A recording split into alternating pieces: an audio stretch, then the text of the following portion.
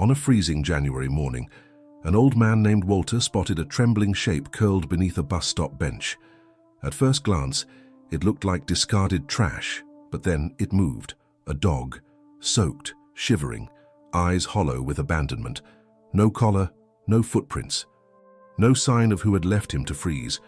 Walter didn't ask questions. He took the dog home. What he didn't know was that this small act of kindness would set off a chain of events that would lead back to a man with money, no heart, and a life about to be turned upside down. Walter Jensen had never been the kind of man who believed grand gestures were what defined a person. He'd lived too many years, built too many houses, buried too many friends to put faith in dramatic declarations or flashy acts of charity. But he did believe in noticing what others ignored, in bending down when most people looked away, in doing the quiet, necessary things that no one would thank you for, simply because someone had to do them. So when he saw the dog that morning, curled into himself like a broken question mark beneath the iced-over bench, he didn't hesitate or look around for someone more qualified. He simply slipped off his scarf, wrapped it gently around the shaking body, and lifted the animal into his arms with the same care he might have given a child. The dog was light, far too light, and his fur, though thick in places, was patchy and stiff with cold. Walter felt the tremors run through his coat and into his own ribs as he carried him the 3 blocks back to his modest house, the snow crunching beneath his boots, his breath coming in sharp clouds that disappeared into the morning silence. He didn't think about whether the dog was sick, whether it belonged to someone dangerous, or whether he was doing the right thing. He just knew one thing: no living being should be left to die alone in the snow. His house was small, lived in and warm from the old wood stove that burned night and day in the corner of the living room.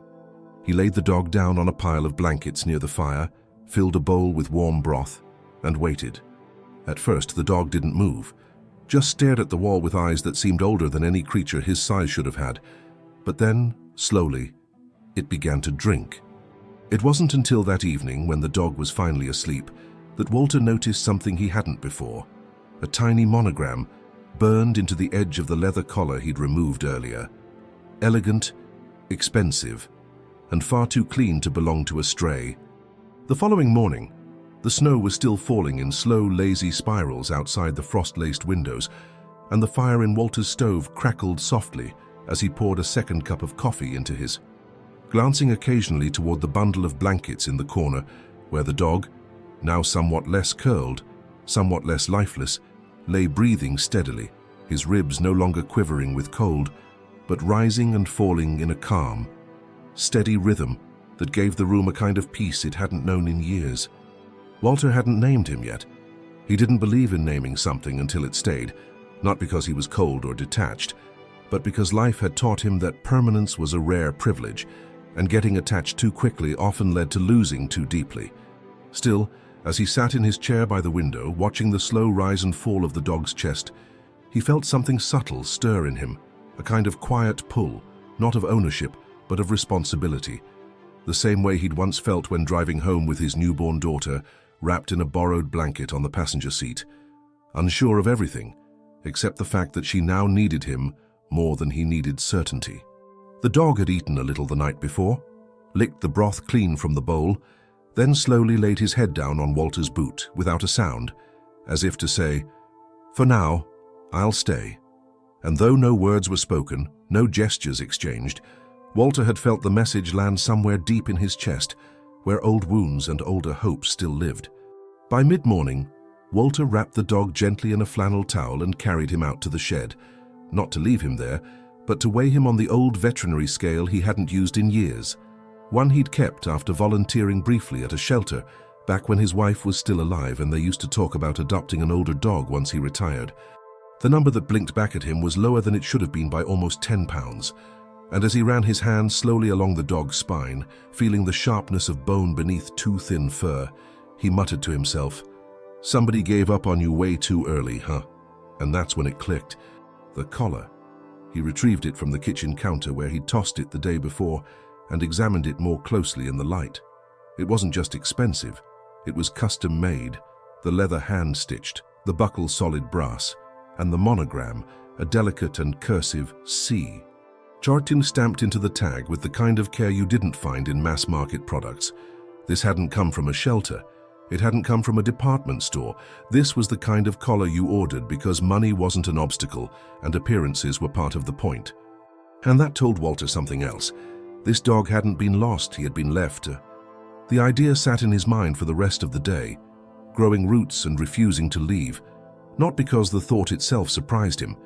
He'd lived long enough to know that cruelty often wore the face of wealth, but because he could not understand how someone could look into the eyes of a creature so loyal, so vulnerable, and decide it was acceptable to abandon it in a snowstorm as though its life had lost value.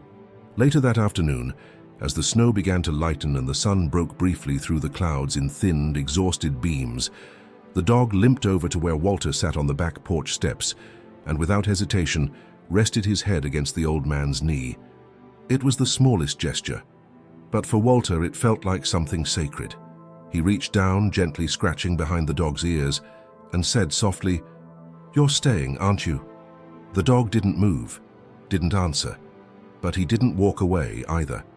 And for Walter, that was all the answer he needed. In the days that followed, the snow began to melt in slow, reluctant patches, revealing the tired earth beneath, muddy, half-frozen, and scattered with brittle leaves that had waited all winter for their final decay. And with the slow return of color to the land came small changes inside Walter's home as well. Not sudden or dramatic, but gradual and honest, the way real things tend to grow when given enough silence, warmth, and time. The dog, who had no name still, though Walter had begun to lean toward Charlie without saying it aloud, followed him from room to room now, not with the anxious steps of an animal afraid of being left again, but with the steady presence of someone who understood, deep down, that he had found something solid in this old man's company, something he didn't need to hold on to tightly because it wasn't going anywhere. Walter spoke to him more often, not in full conversations or baby talk, but in the kind of soft running commentary that fills a quiet life with the sound of company, observations about the weather, complaints about his knees, half-formed memories of his daughter when she was young, of his wife humming in the kitchen, of things lost and things that never came. And the dog, whether he understood or not, would tilt his head slightly, blink slowly, or rest his chin on Walter's boot, as if bearing witness was enough, as if presence alone was a form of listening. And then, on the 5th day, the letter came. It arrived in a thick cream envelope, hand-addressed, with no return address and no stamp, just tucked into the mailbox like someone had placed it there by hand, unwilling to leave a trace. And Walter, upon opening it, immediately recognized the monogram in the corner of the folded stationery, C. So as the message was brief, typed impersonal, "If you've found the dog, you can keep him. He is no longer useful to us. Do not attempt to return him. C." Harfa. Walter read the note 3 times, each reading leaving him more stunned, not by the cruelty of the words, they were cruel, but not surprising, but by the cold efficiency of them, the way they stripped a living, breathing creature down to a utility, a possession, a failed object unworthy of return. He didn't know who C. Scheist it was Haus not yet, but he knew enough from the tone to see the shape of the man clearly in his mind. Someone wealthy. Yes, wealth was written all over the collar, the paper, the gesture, but also someone brittle, someone who had never been told no, never been forced to love anything that didn't serve him, never sat through a winter storm with a hand resting on a frail body trying to warm itself back into life. That night, Walter sat by the fire with the dog at his feet and the letter on the table, unfolded, its sharp-edged words catching the light like a knife blade, and he thought about what it meant to be no longer useful, what it meant for a life to be discarded with such ease, and he thought about how many people, how many animals had been thrown aside in similar silence, with similar logic. He reached down, scratched the dog behind the ears, and finally said the name aloud. "Charlie?" The dog looked up, didn't move, didn't wag, just looked. And Walter, in that gaze, saw not confusion or surprise, but something that looked dangerously close to relief. The next morning, he drove into town, not to the shelter, not to animal control, but to the local print shop, where he asked the young woman behind the counter to help him do something he never thought he'd do again. He asked her to help him find a man named C.R. Because Walter Jensen, retired carpenter and quiet keeper of second chances, had no intention of letting this story end with a letter and a silence. Not when there was a man out there who needed to understand what real worth looked like. And not when a dog named Charlie had proven, without ever saying a word, that sometimes saving something small can change everything you thought you knew about what makes a life valuable. Walter hadn't been to the north end of town in nearly a decade, not because it was far. Maple Hollow was small enough that nothing ever really was, but because that side of the city had changed in ways, its silence not born from peace but from insulation, from the thick glass and distant lives of people who had carved out private kingdoms behind keypad gates and ornamental hedges. People who lived like nothing outside their property lines could possibly touch them. It was there, after 3 days of subtle questions, online searches guided by the patient help of the print shop clerk's teenage son, and one unexpected phone call from a former colleague who had done some cabinetry work for a wealthy client 5 years prior, that Walter found the name behind the initials, Caleb Remington. Not just wealthy, but born wealthy.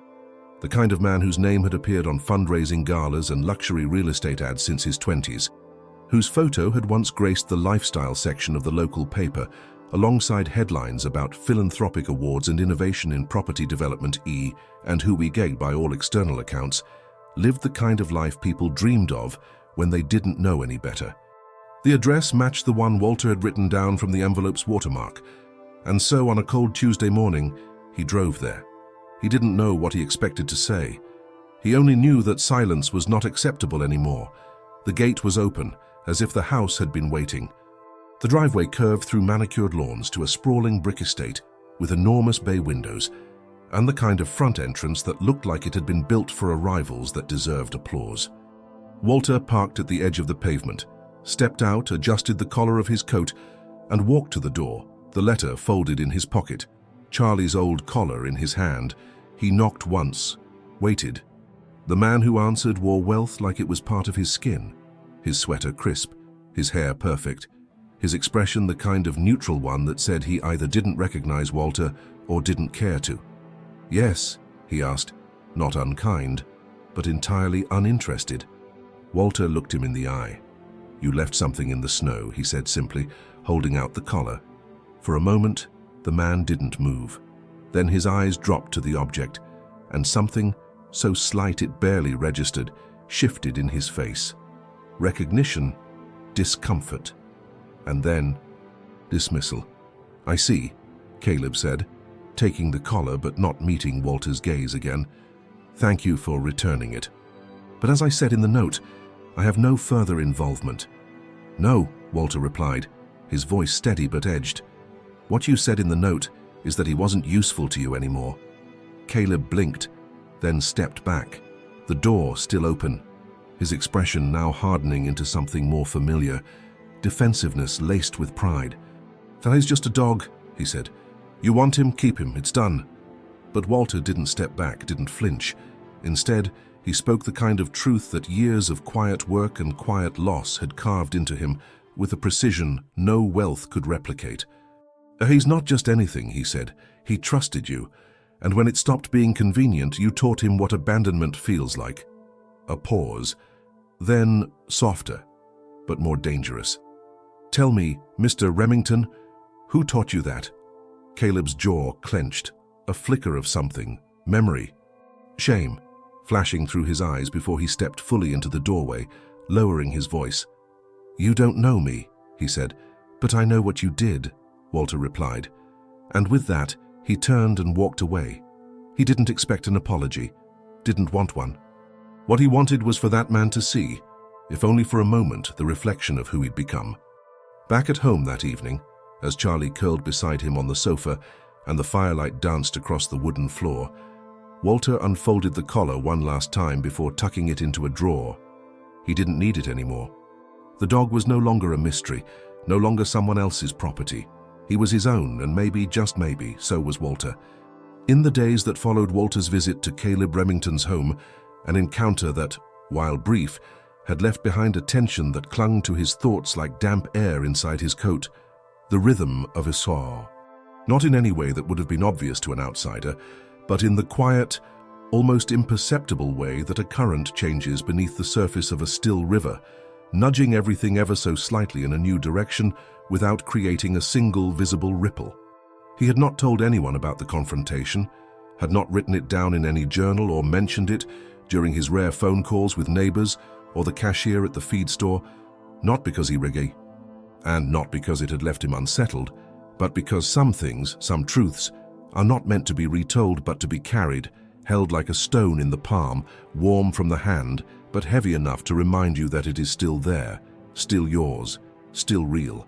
Charlie, who had begun to grow stronger by the day, his appetite returning, his fur slowly thickening, the dullness in his eyes lifting with the steady, patient light of safety, had become more than a part of the architecture of Walter's days, and though the old man still spoke little, his words came with more frequency now, drifting across the room as though meant less for conversation than for grounding, anchoring both of them to a shared space they could trust.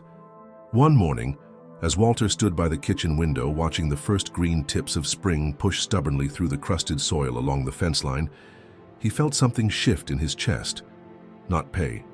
In that quiet moment, that it had something to do with the way Charlie had begun sleeping through the night without twitching, with the way the house no longer felt quite so hollow, with the way the silence inside him had been replaced not by noise, but by presence. The routines changed subtly.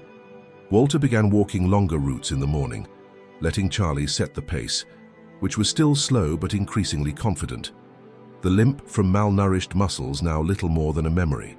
Having once only waved politely from behind hedges, now stepped out to greet them with cautious warmth, asking about the dog, commenting on how well he looked, how different he seemed, how much calmer Walter himself appeared, though no one said it directly. The old man would smile softly, offer a few words in return, and then keep walking. But each encounter left something behind, a trace of connection he hadn't realized he'd missed until it began to return in pieces. Then one afternoon, while sorting through a box of old tools in the shed, intending to finally fix the broken latch on the chicken coop, even though the hens had long since been replaced by Quiet Eve. A photograph he hadn't seen since the week his daughter had left for college. His wife, seated on the porch steps, cradling a black Labrador with a white streak on its nose, her head tilted back in laughter, the sun catching the corners of her eyes in that way it always had when she laughed without holding back. He sat there for a long time, the photo trembling slightly in his hand, not because of emotion but because of memory. And he thought about all the years he'd spent believing that the warmth in that image had been sealed in the past, unreachable and unrecoverable, until a trembling dog had appeared beneath a bench on a frozen morning and, in nursing it back to life, had inadvertently reawakened a part of Walter he thought had gone dormant forever. That night, he lit the fire early, filled 2 bowls, one with soup, one with kibble softened with broth, and after they both ate, he moved the armchair closer to the hearth, laying a blanket across his knees as Charlie curled beside him, one paw draped over his boot like an anchor. Outside, the wind began to rise again, brushing softly against the house like a memory trying to return. But inside, the walls held strong, not against the cold, but against the emptiness, because where there had once been silence, now there was story. And it was only just beginning, with spring settling into the contours of Maple Hollow like warm breath after a long-held silence, and the last crusts of ice retreating into shadows where the sun no longer lingered. Walter began to, once thought permanently small and sealed, could begin to expand again, not through any grand revelation or sudden upheaval, but through the subtle reintroduction of movement, a longer walk at dusk, a conversation with a neighbor that didn't end at the mailbox, the return of birdsong in the early morning before the kettle whistled. Charlie, now stronger, heavier, and no longer moving like he expected every door to close in his face, had fully integrated himself into the rhythm of the house, not merely as a guest or even a pea. And in the quiet presence of that dog, once discarded like an unwanted object but now wrapped daily in the constancy of food, shelter, and quiet respect, Walter found himself thinking differently, walking differently, feeling differently, not in a way that could be easily explained, but in one that reshaped how he carried each hour. It wasn't until late April, during one of their morning walks past the edge of town where the dirt path curved near the old river embankment, that Walter began to sense something else moving beneath, but instead pressed against the outer edge of his awareness, like the pressure of a storm long before the clouds roll in. And it came in the form of a car, unremarkable on its own, but made conspicuous by the way it appeared not once, but 3 times in as many days. Always parked across from the field, engine idling, windows tinted, its driver never stepping out, never looking over, but clearly not there by chance. At first, Walter said nothing, chalking it up to paranoia or coincidence, the kind of creeping thought that comes when you've lived long enough to know that sometimes danger wears silence instead of noise. But when a 4th appearance followed, this time parked at the far end of his street, close enough to see the porch but far enough to pretend not to be watching, he knew the pattern wasn't imagined. Then came the letter. It wasn't mailed. It wasn't folded into an envelope or addressed with formality. It was simply left, placed beneath a small stone on the porch railing, neat, intentional, quiet. The handwriting was sharp, masculine, unmistakably practiced. "You've made your point, now let it go." There was no name, no return address, no direct threat. And yet the message was clear enough. Someone had grown uncomfortable with being seen, with being confronted, with the existence of a man who had dared to interrupt a story that was supposed to disappear into snow and forgetfulness. Walter didn't mention it to anyone, not to the woman at the print shop who had helped him track down the initials, not to the widow on Sycamore who had started waving more often when she passed by Wit, not even to the kid from next door who sometimes helped him carry bags of mulch up the steps, because he understood, in the quiet, seasoned way of someone who had known both confrontation and consequence, that this was not a warning meant for dialogue, but a test meant to measure resolve.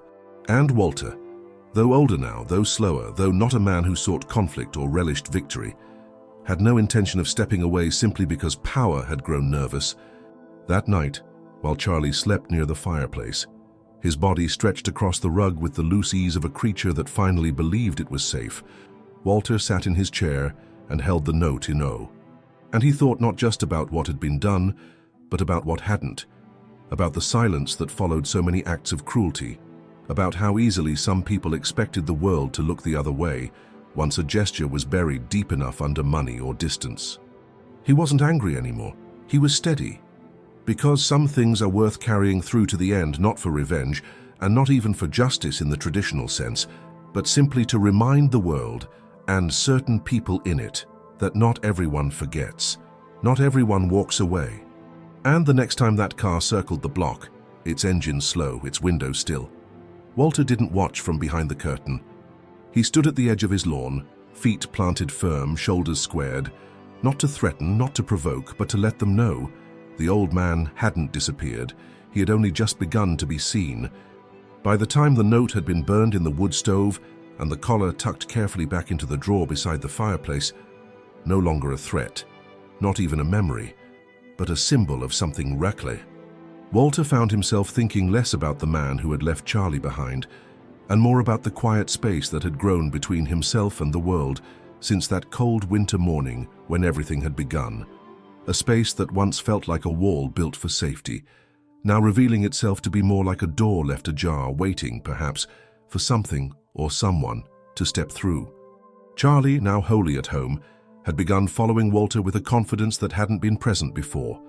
Not in the wary, flinching steps of an animal unsure of his welcome, but in the calm, shadowing gait of a creature who had made peace with belonging, who no longer felt the need to test his presence in each room because he had learned, slowly and without ceremony, that no one here would send him away. And yet, beneath the warmth of this shared rhythm and the softness of days filled with quiet companionship, something else had begun to stir in Walter. Not anxiety exactly, and not dread, but a kin, like a string pulled taut just beyond the edge of hearing, one that hummed at odd moments when the world was too still, when the morning news played without volume, or when the birds fell silent all at once as the clouds thickened above the ridge.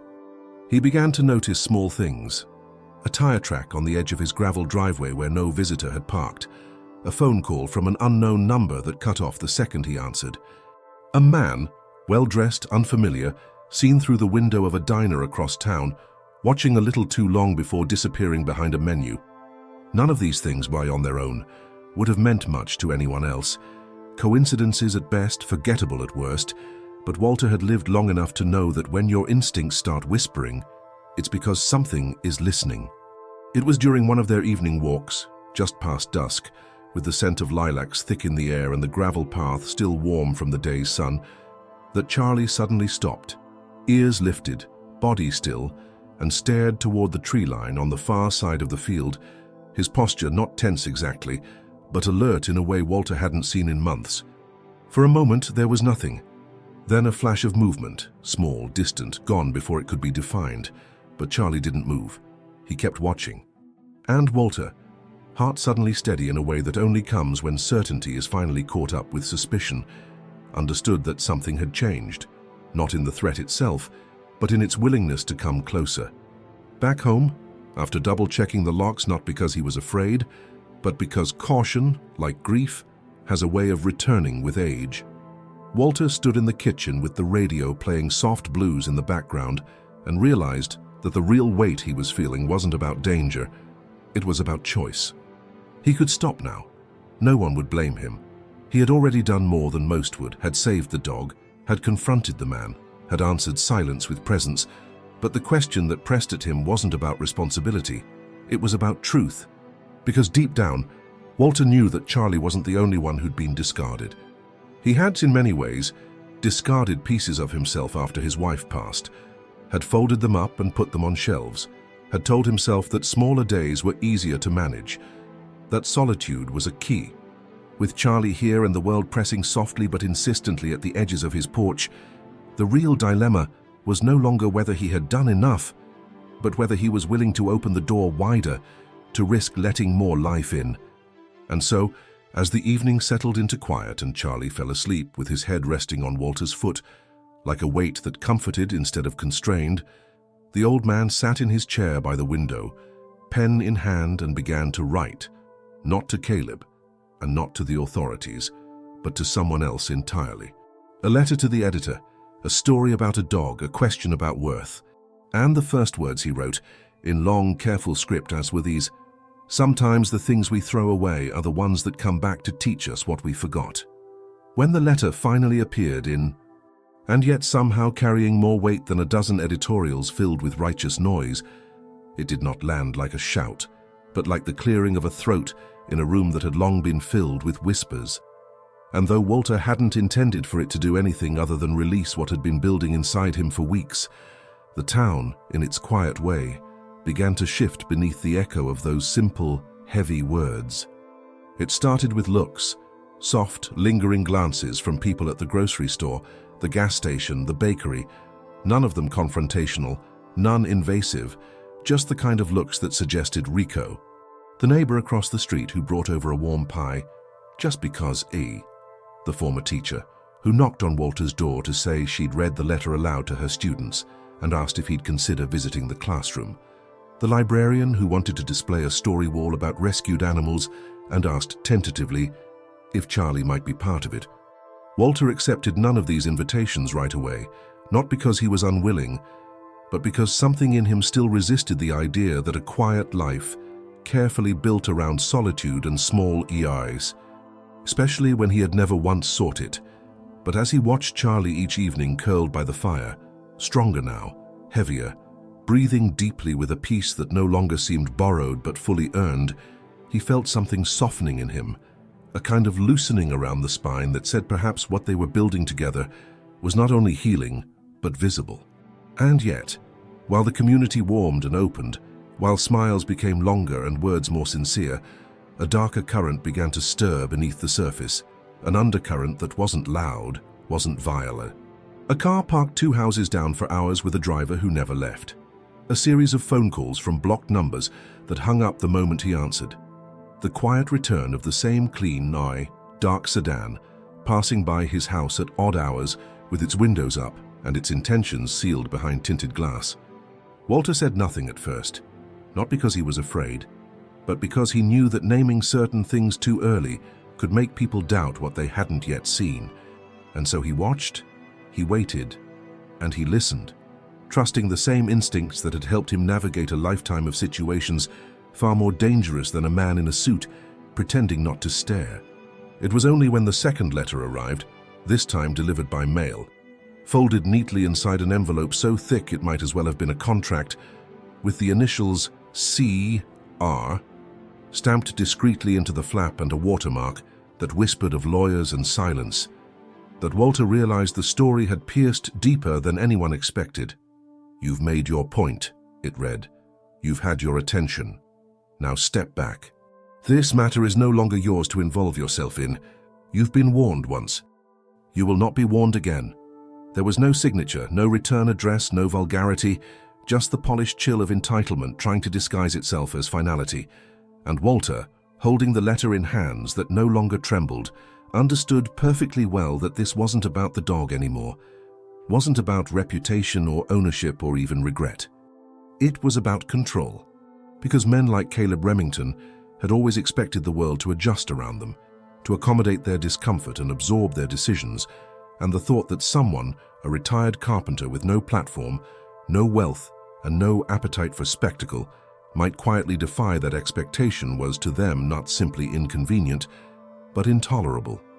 That night, Walter sat by the window with the lights dimmed low, Charlie sleeping at his feet, the second letter tucked beneath the first in the drawer beside the old ashtray, and he thought about how strange it was that a man who had built homes for half his life had only just begun to understand what it meant to make a place feel defended, not with locks or alarms, but with truth, and how sometimes it wasn't enough to save what had been thrown away. Sometimes you had to hold the mirror up to the one who had done the throwing. And when 3 nights later, someone left a fresh set of deep tire tracks near the edge of his shed, clearly off the drive, clearly meant to be seen, Walter didn't call the police, didn't panic, didn't even mention it to the neighbor who walked her dog past his porch every morning, because he knew that what was coming now wasn't the threat of violence, but the test of endurance. And he was ready. It was on a slow, overcast morning, the kind of morning that arrives with the weight of fog on the shoulders and a silence thick enough to make the walls of the house feel just slightly closer than us. The radio off for once. Not because he had forgotten to switch it on, but because he found that lately there were certain hours of the day when the noise of the outside world felt more like a distraction than a comfort, and he had come to understand, almost reluctantly, that in those hours, listening to the silence could teach him more about what was coming than any broadcast ever could. Charlie, someone ever attuned to the smallest shifts in energy and atmosphere, had begun staying closer to him, not out of fear or anxiety, but with the quiet, deliberate movements of an animal that knows. The kind of watchfulness that doesn't bark or whine, but simply remains. Eyes following the hallway, ears flicking toward the door at the smallest creak. Body settled, but never fully at rest, as though guarding something more than just the perimeter of the home. It had been over a week since the second letter, and although nothing overt had happened, not a confrontation, not a break-in, not even another unwanted visitor, Walter could feel the pressure tight.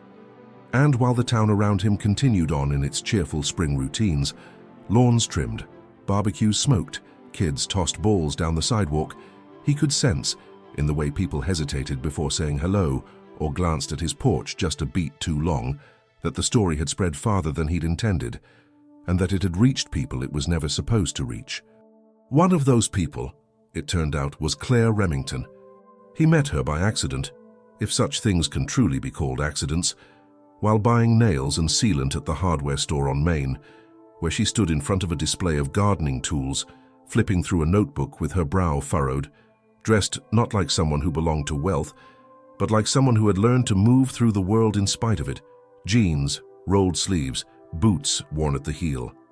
Walter had only seen her once before, years ago, at a community fundraiser for the Historical Society, where she had stood next to her brother with a smile that seemed polite but not connected, the kind of smile worn by someone accustomed to playing a part in rooms where the air always felt just slightly too thin. This time, she looked up, caught his eyes, and hesitated, but not out of discomfort, out of recognition. "You're the one from the letter," she said, not as a question but as a fact.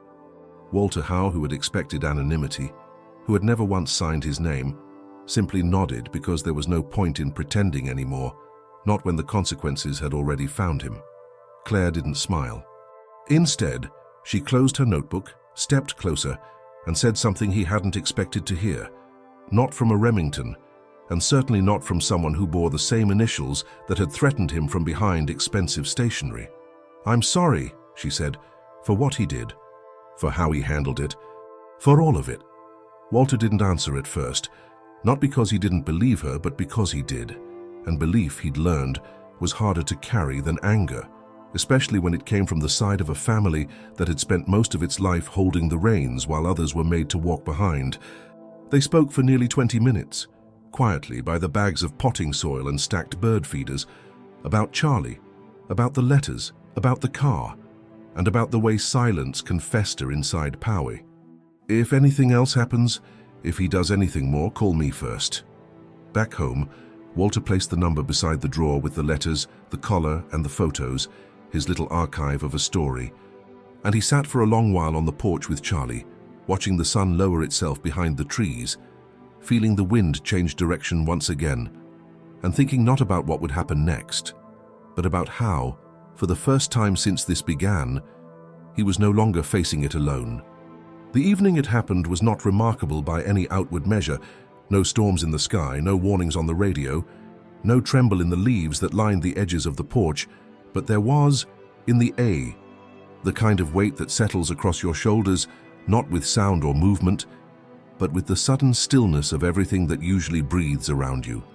The birds that go quiet, the wind that pauses mid-step, the subtle hush that creeps into the space between a heartbeat and a knock at the door, and makes you wonder whether something just ended or something is about to begin. Walter had just finished refilling Charlie's bowl, warm broth poured gently over dry food, a ritual so constant it had become a kind of ceremony when the lights in the living room flickered, not in the erratic stutter of failing power, but in the precise, bond rhythmic blink of a signal being sent and received, as though the very circuits in the house were hesitating before confirming what they already knew. Something was outside, and it did not belong. He moved to the window slowly, not because he was afraid, but because he had learned long ago that fear wastes energy while presence gathers it. And as he drew the curtain back just enough to see, his eyes caught the unmistakable glint of metal, far too close to the house to be a passing car, parked not on the street, but inside the boundary of his own driveway, the engine idling in that low, steady hum that feels more like breathing than machinery. There was no attempt to hide. Whoever had come wanted to be seen. He opened the door but didn't step outside, his hand resting on the edge of the frame. Charlie already beside him without command, not growling, not barking, just watching with the kind of stillness that says, "I remember." And then the figure stepped out of the car. It was Caleb. No coat, no bodyguard, no driver, just him, in a tailored shirt unbuttoned at the collar, his posture loose in that specific way people wear when they want to appear harmless while carrying the intent of harm in every movement they make. "I thought we might talk," he said, his voice casual but too smooth, like glass stretched over something jagged. Walter said nothing. He didn't need to. Because when a man who sends threats through letters starts showing up in person, it's not because he's found courage, it's because he's running out of control. Caleb took a slow step forward, careful not to break eye contact, and continued, "You've made quite a stir, Mr. Jensen. The article, the attention, the letters. I underestimated your persistence." Still, Walter remained silent, letting the quiet stretch out between them like a wire being drawn tighter and tighter across a canyon, waiting to see which side would let go first. "I didn't come here to argue," Caleb said, finally shifting his weight, his tone slipping just slightly toward something less composed. "I came here to offer resolution. This can end. You can go back to your life, and I can go back to mine. No more games, no more letters, no more watching from the shadows." And that's when Walter stepped out onto the porch, only one step slow, deliberate, and with a voice low and even, shaped by years of speaking only when it mattered, he said, "You think this is a game?" The question didn't land as accusation. It landed as revelation. Caleb blinked, visibly caught off guard by the simplicity of it. "This isn't about the dog anymore," Walter continued, his words not rising in volume, but gaining weight with each breath. "This is about the moment you realize the story you built wasn't airtight, that someone saw through it, that someone told the truth. And now you don't know how to make that story disappear without dirtying your hands." Caleb's jaw tensed. His silence, this time, was louder than anything he could have said. Walter stepped down to the bottom stair, close enough now that the porch light carved his face into lines and shadow, and said, "You don't scare me." "And you don't scare him either," nodding toward Charlie, who remained unmoved, eyes steady, body poised, not because he sensed danger, but because he'd already known what this man was long before Walter had. Caleb didn't respond. He turned and slowly walked back to his car, and before opening the door said without turning around, "Be careful, Mr. Jensen. Not everyone in this town is on your side." And then he drove off. No screech of tires, no slam of doors, just the smooth glide of wealth retreating into the night, still believing that silence is something you can buy if you write enough checks. Walter stood there for a long time after the car disappeared, the quiet returning slowly to the yard, as if uncertain whether it was safe to come back, and when he finally turned to go inside, Charlie followed, close but calm, like a soldier who'd seen enough to know that battles don't end when the noise stops. They end when someone refuses to leave. The following day arrived not with thunder or spectacle, but with that strange, disorienting quiet that sometimes settles over a town the morning after something important has happened. Though nothing, at least on the surface, appears changed, when the air feels slightly heavier. The sky hangs a little lower, and the familiar outlines of daily life seem drawn with a softer pencil, as though the world itself is waiting to see what happens next before committing to its usual pace. Walter rose earlier than usual, not because he couldn't sleep, though rest had been scarce, broken into fragments that dissolved the moment his eyes closed, but because something inside him had shifted.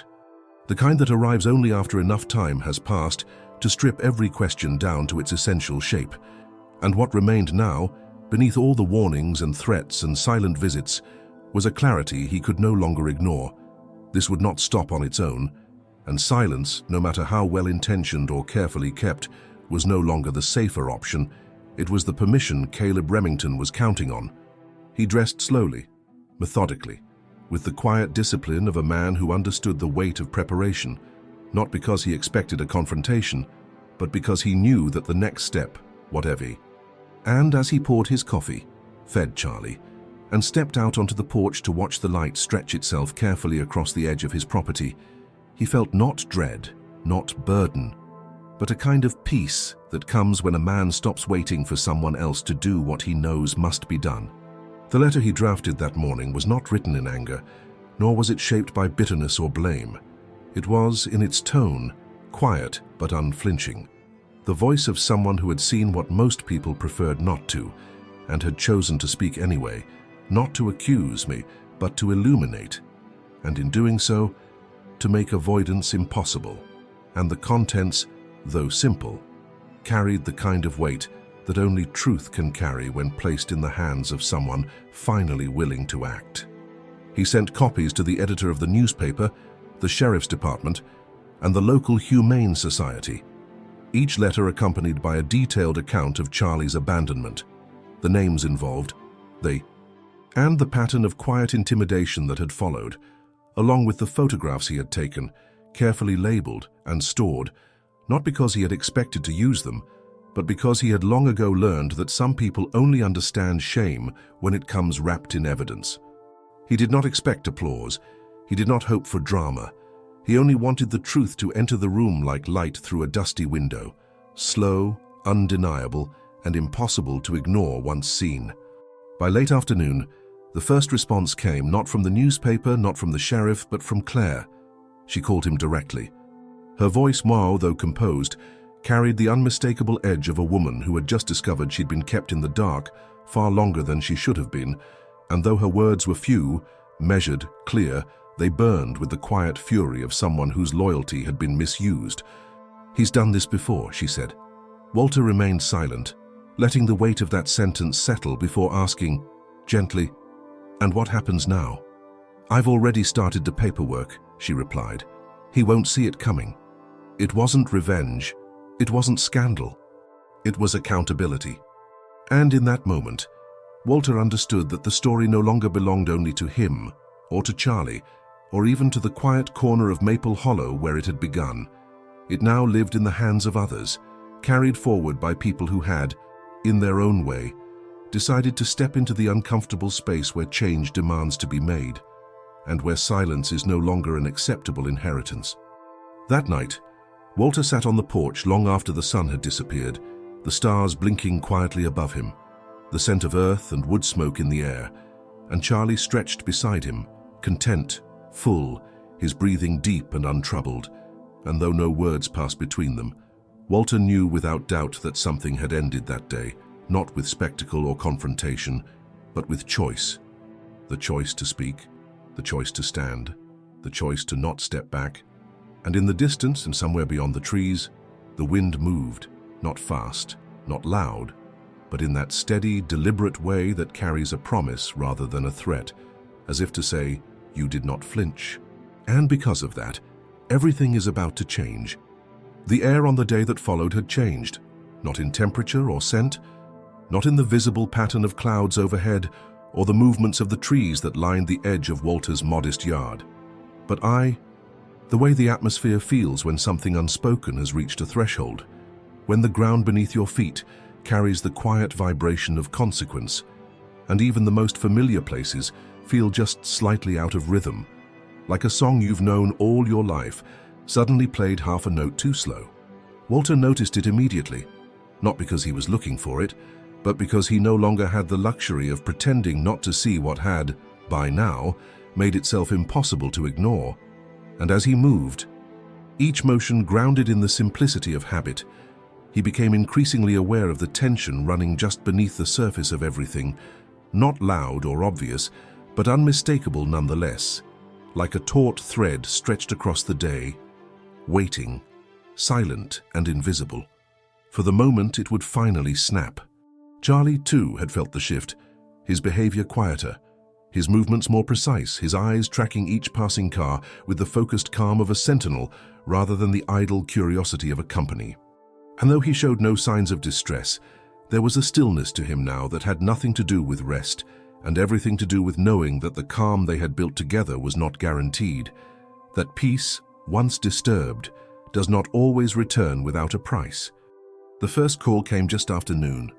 It was the editor at the local paper, voice measured, polite but edged with the kind of nervous energy that often comes from being caught between the desire to protect and the obligation to publish.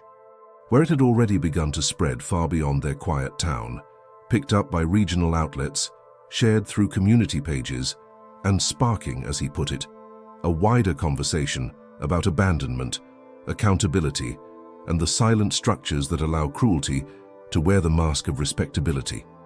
Walter thanked him with the calm reserve of someone who had already anticipated the consequence of his choice, who knew that the moment you put truth into the world, you also surrender control of how far it travels, and who had made peace with that surrender long before pressing the final envelope shut. But it wasn't the editor's call that changed everything. It was the knock on the door 30 minutes later, when the sun had reached its highest point and the house, usually filled with soft shadows and the creak of wood expanding under heat, fell suddenly, entirely still. Walter answered slowly, Charlie beside him, not growling, not barking, just present, the way only those who have been broken and rebuilt know how to be. And standing on the porch was not a reporter, nor a neighbor, nor the sheriff's deputy.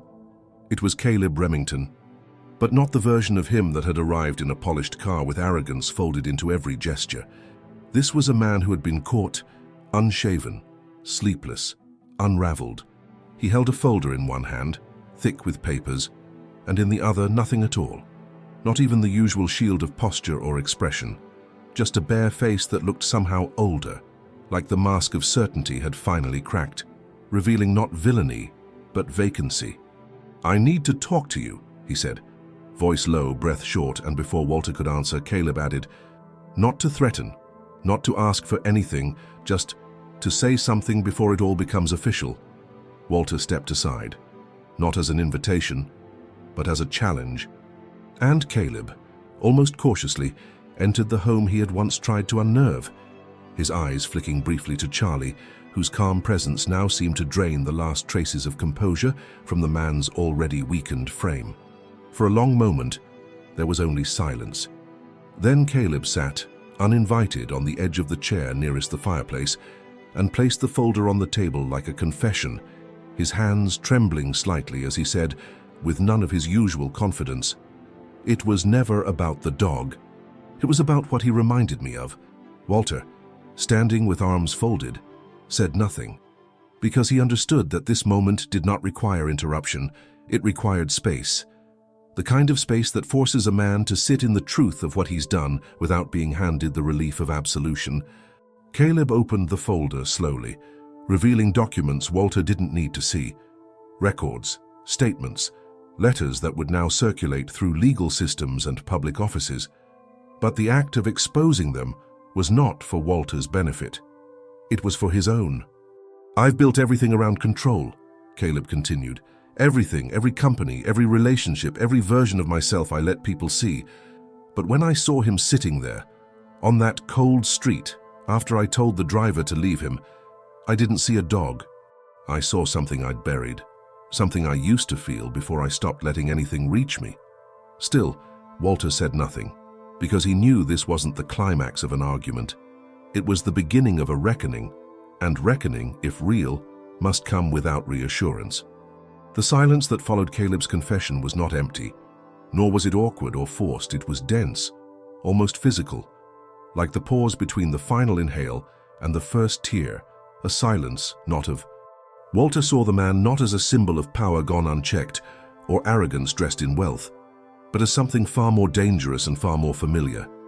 A human being who had buried his pain so deeply beneath layers of control, entitlement, and curated detachment that he no longer recognized the sound of his own conscience until it came back to him in the shape of a dog, abandoned on a cold street with nothing left but breath and memory. Walter remained standing, not out of pride nor judgment, but because some moments are too fragile to sit down in, too filled with the quiet collapse of someone else's defense to interrupt with comfort.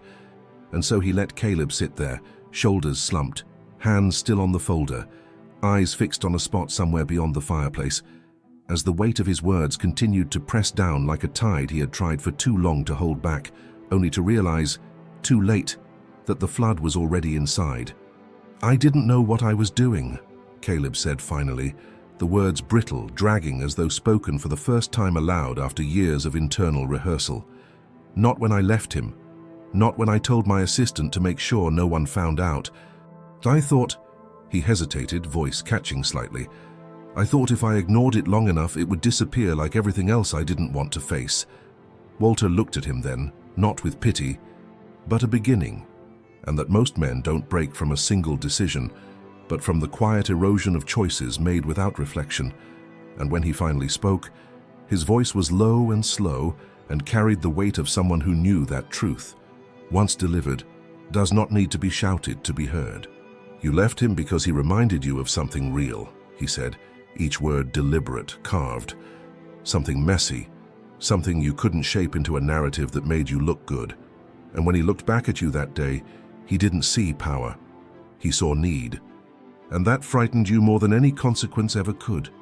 Caleb swallowed hard, eyes wet but unspilled, and nodded, once, sharp, as though forcing himself to absorb what had been said without retreating into deflection. "I deserve what's coming," he whispered. Walter stepped forward, not with threat, not with triumph, but with the kind of presence that turns a room from cold to warm without changing the temperature. And he placed a hand on the folder, not to claim it, but to anchor it, and said, with the clarity of someone who has spent a lifetime building things meant to last, "What you deserve isn't up to me. But what you do next, that is."